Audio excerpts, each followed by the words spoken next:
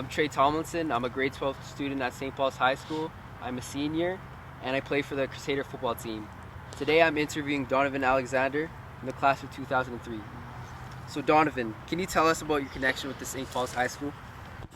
Yeah, I came to St. Paul's grade 10. Football is what initially drew me here. It was Coach Mike Watson that brought me into play. And from there, I saw it was so much more than just about football. I always think that St. Paul's were some of my greatest years. So much so that when I was done with St. Paul's, I still wanted to come back and coach. And I got so much joy out of that. And, looking back, St. Paul's is probably what set me on the right trajectory for my whole life. What was it like playing for your first Crusader football game? My first game, I was incredibly nervous. I remember that. I was in grade 10, and my first memory was John Bracken leaving the locker room and just smashing his head with his helmet. And that was my first experience about the another level that Crusader and high school football really is. I remember after I got my first tackle, I felt a lot better, and I kind of eased into everything. And it was just the first time being, Friday night, having all your classmates and, the teachers around cheering for you, and then putting on that nice, maroon Crusader uniform. It was just is an amazing feeling. And then coming through the tunnel, taking the bus with the team, and then after the game, just feeling the relief and, taking pleasure in the soreness of playing a good game. It was just an incredible feeling. What was your experience like playing your first Crusader homecoming game? Like, how was the crowd? How was the people around you, your teammates, all the experiences you made at homecoming?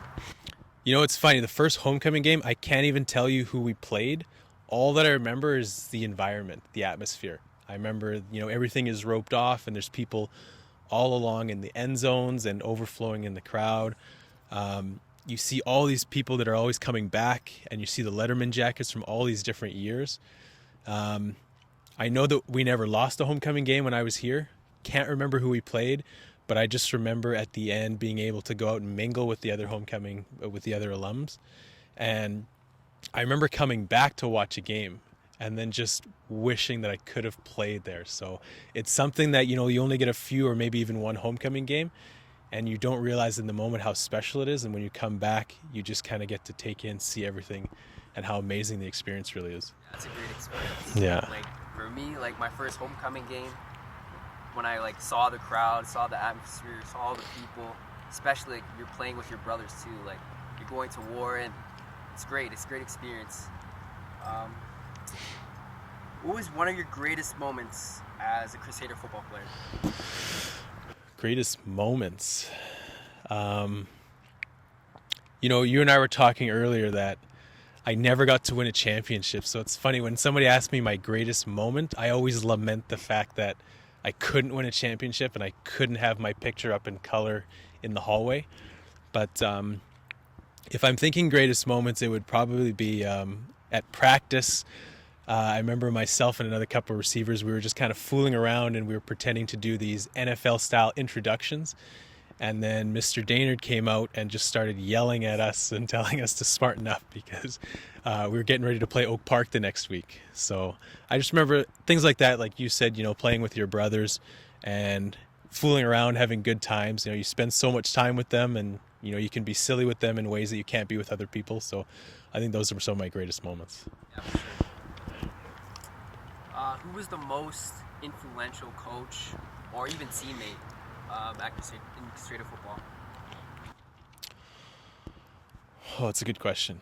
I always have to thank Mike Watson. I was prepared to not even play football going into grade 10, and then he's the one who called me, told me to come try out for the team. So I always have to thank, Mike Watson for getting me to come out because my life would have been very different if I hadn't done that. Stacey Daynard, who took over in grades 11 and 12, really enjoyed playing for him. I mean, he's the one who took the program to a whole nother level that we see today. In terms of players, I think I'd have to go back to my grade 10 year. Michael Urban, and I feel so badly. One of the first few practices before we even played a game, he and I were doing a drill, and I tackled him and I tore his MCL, and he was out the whole season, his grade 12 season. And I felt so horribly.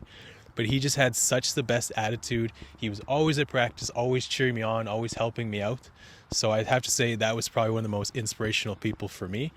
And Michael, I'm so sorry that I tackled you and tore your ACL for that season, but thank you so much for all the help and for being a huge inspiration. Wow, that's crazy. Like, as you said, like was he a good player or? He was a great player. He was a really smart player too, always in the right spots. Yeah. You know, who's your best player you like to coach? You know, it's funny because I know we're supposed to talk about the good moments, but again, I think about when I was coaching. I can't remember the years now, but I remember it was the year with Cody Cranston was in the secondary, and we had put together a game plan. We were playing against Oak Park, and we lost on a last-second field goal. I remember just going up to Cody and just saying, you deserve better than this. You're such a good player. You did everything that I asked you to possibly do. And I think that's the thing as a coach.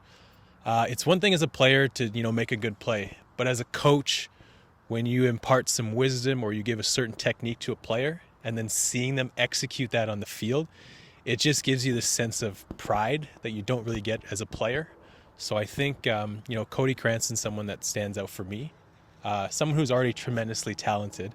And, the secret to being a good coach is to just have good players. And coaching at St. Paul's, you have an abundance of talent and knowledge. So I think, just every year, I can't think of, ever a down year of having, for talent or anything like that. So I think that's one of the things about coaching at St. Paul's is you always have kids who are fully committed and who are going to, literally run through a wall and do whatever you tell them to do. And it's just such a joy and the respect that they have.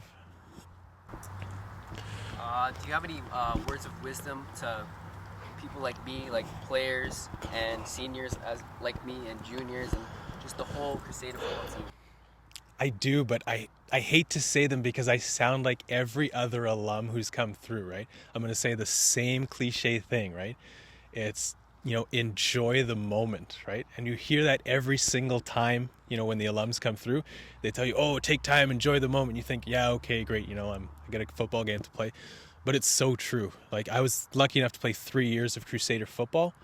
And honestly, they go by so quickly. It just seems like just a glimmer now in terms of my life. So to just take your time and enjoy even the practices, okay? Even when you're running your gassers across, like, take your time to try and enjoy that. And, the skills that I learned playing football, I still implement them today. Like, I'm not the smartest person, but I'm able to, succeed at my job because I work a lot harder than most people. And those are things that I learned at football. So just playing Crusader football, you're setting yourself up for future success. As a player, how do you stay motivated and staying on top of your goals? I hate losing. Okay. So every time I lose, I say, how can I never feel like this again? And that's how I keep working harder. I mean, I think I hate the pain of losing more than I enjoy the sensation of winning. So, I mean, to get that taste out of my mouth, I just think I have to work that much harder. So take all the pain that you feel in football. If somebody beats you on a certain play, use that as motivation for the next time. Or if you lose a game, use that as motivation for the next time. And I think that's what's got me driven is just, I hate failure. I understand that it's necessary, and I'm glad for all my failures that I've had in life because it's made me the person that I am.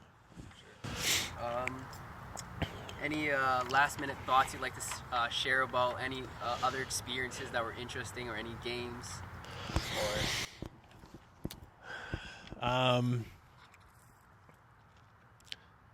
It's funny. One thing that comes to mind is just, I remember we were practicing, and our quarterback at the time, Madison Leach, he ran onto the field and his helmet was on backwards. I don't know how he didn't notice because he couldn't see anything.